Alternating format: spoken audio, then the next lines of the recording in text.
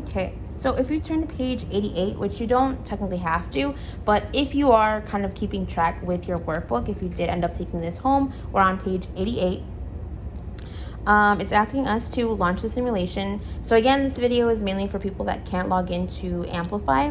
And if you can't log into Amplify or haven't been able to because of some connection issue, please let me know, because I think I may have figured out a way for you to be able to log in without having to email Amplify or try to figure any of that out.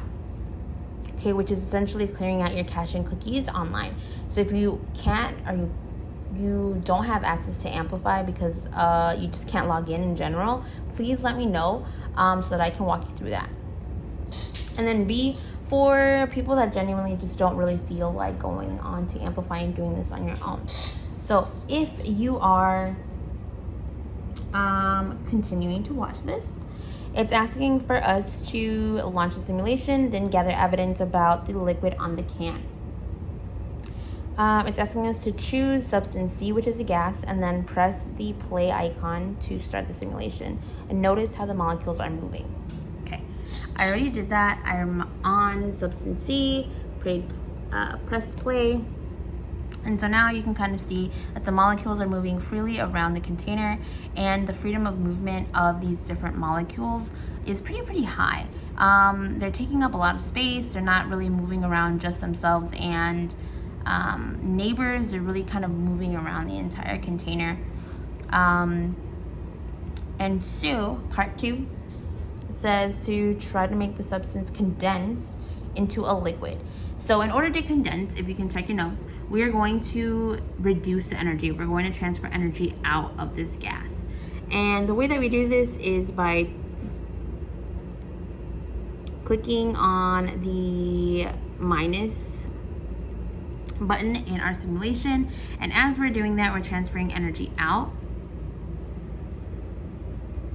in the form of temperature, in the form of heat. And so as we remove more heat, we're able to see the freedom of movement of these molecules kind of shut down. We have a lot less movement, even though the movement itself hasn't completely stopped. And even if I think it reaches the coldest levels, I don't think that they'll completely stop moving. Their thermal energy is just really low, and their freedom of movement will just continue to be really low. So I'm going to continue taking out more energy until I think that I have reached a liquid.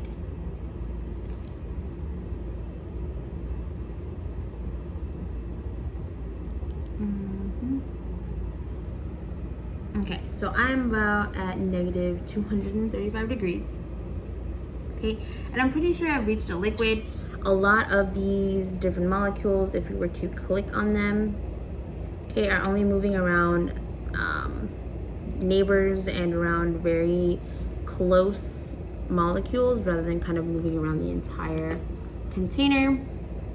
They are taking the shape of the container, and they're staying towards the bottom of the container as well. And once we have reached that liquid state, kind of think about how these different molecules that we've tagged are moving and where they're moving. So based on what you're observing right now, please make sure that you guys are answering the discussion questions that are about to pop up.